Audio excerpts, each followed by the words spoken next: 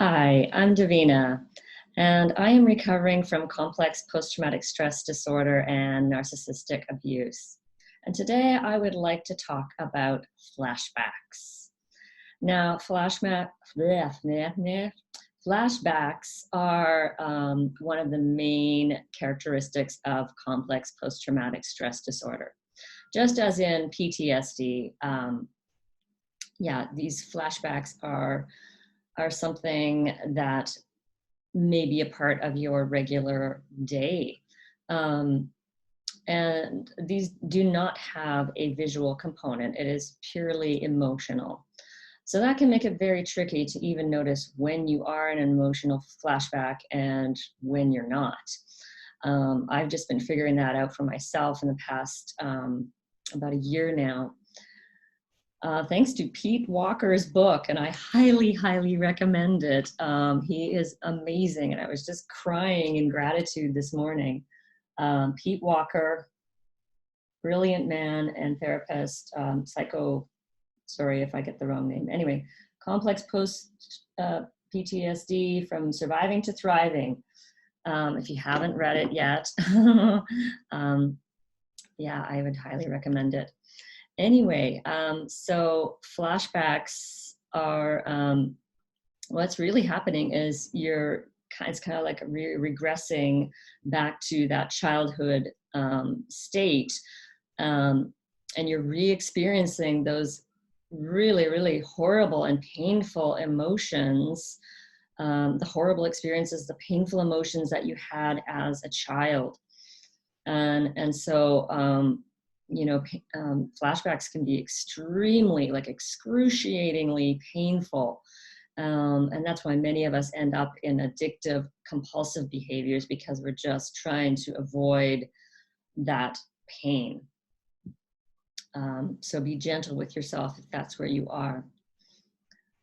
So today I'd first like to talk about the signs of a flashback, so you kind of know maybe when you're in it.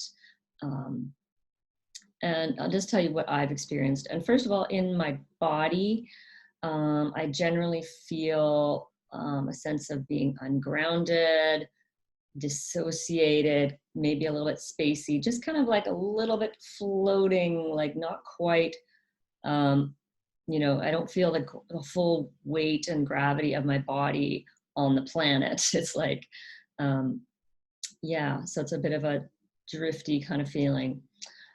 Sometimes my breathing may not be flowing easily. There might feel shallow or tight. I often will experience kind of a tunnel vision. It's not really super obvious. It's not like tunnel, but it's just like that peripheral vision, I feel like, is just closed a little bit. So I don't have that real expansive feeling. Feeling small is very common. Feeling tension in the body. Like for me, it often runs down my back, between my shoulder blades, out into my shoulders. Sometimes now I'm just going like this, like just to, even right now I just feel just a little bit of tension. But yeah, am I in a flashback right now? I think I'm coming out of it. Also feeling compelled to rush. This is a common one and something I was picking up on, and really have, I think, improved. But it can really feel like you got to do something and you got to do it fast, and it's like you can't slow down. It's really like this really compelling feeling, a restlessness. You want to move. You want to, I think it's just really, you're trying to escape the pain, like you're trying, like, can I get away from this? This feels really bad. And this again can lead into addictive behaviors, eating, overeating, undereating, shopping, internet scrolling, which is what I was doing yesterday. Emotionally, so those are the body kind of signs. Emotionally, you might be feeling deeply ashamed, scared, or just like an on edge feeling, like you're not just fully relaxed.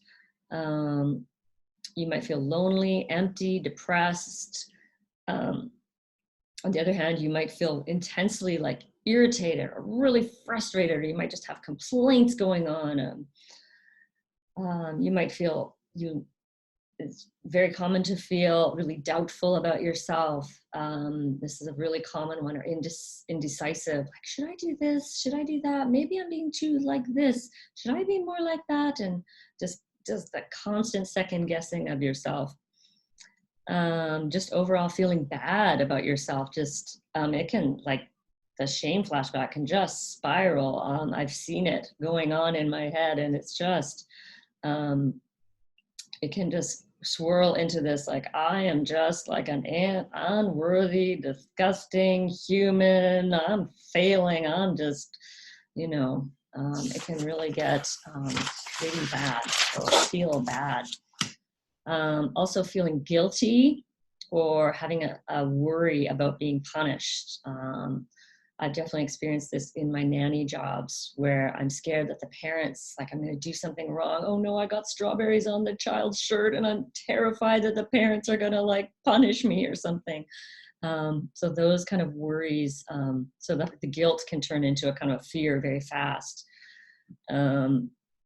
Feeling like your energy is kind of like just flat, like maybe you don't have your regular kind of, like, I don't know, I call it the oomph, like, I know when I'm not in a flashback that I have this oomph. I have, like, spontaneity and creativity flowing, and when I don't, then I just have this really kind of flat energy. Sometimes I don't know what to say, and then I'm in my head thinking, oh, what should I say?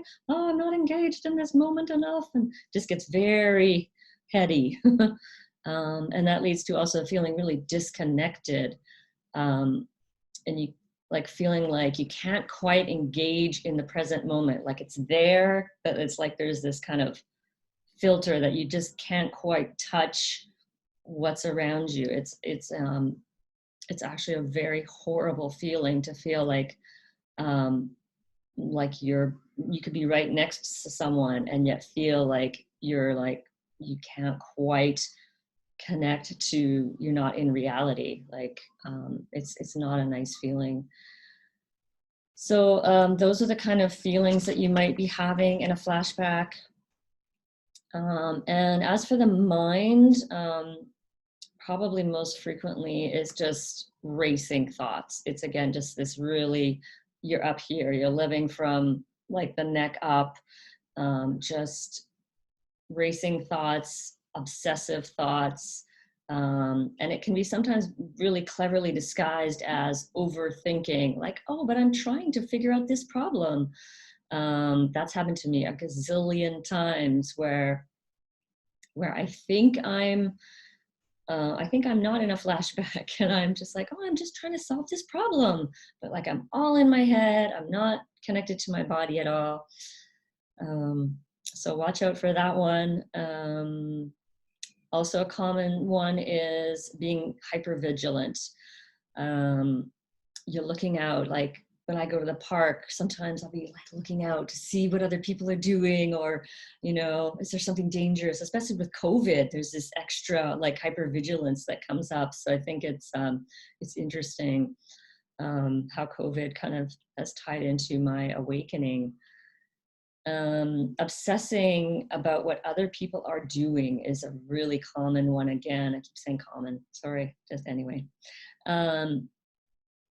Yeah, you might be obsessing, instead of, like, it's very common for the fawning response, that you're looking out to see what's she doing, what's he doing, oh, she's doing that, and she's saying that, and that's how we kind of protected ourselves as children, was to be constantly on the lookout for what was going on. Maybe you had an alcoholic in your family, and you were like, who has their mead today, and you're listening to their footsteps, or you hear the clanking of the beer bottles coming in the door. I mean, these are stories I've heard.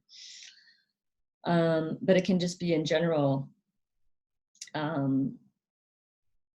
noticing, looking out for dangerous people, thinking that people are dangerous, or that thing, like the world is not a safe place. And it can also transfer into kind of like this kind of perpetrator victim, where you're thinking that there's some perpetrator out there and they're doing these bad things to you and you're the victim of these things. And I know it really, really seems like that. But it's important to notice that that's just, you know, that's really a perception. And I'll go into that in another video. But those are all signs that you're in a flashback. And yeah, maybe I will wrap this one up, and maybe even just do another one on flashbacks, because man, I can talk a lot on flashbacks. It's such an important thing to understand. For me anyway, it's been huge to really understand what's going on for me in flashbacks. So yeah, I hope that you're doing well today. And if you're in a flashback, just, yeah, be patient and know that it will pass. It will pass. So I am Davina at Boldness Blooming, sending you many, many blessings on your journey. Thank you for watching.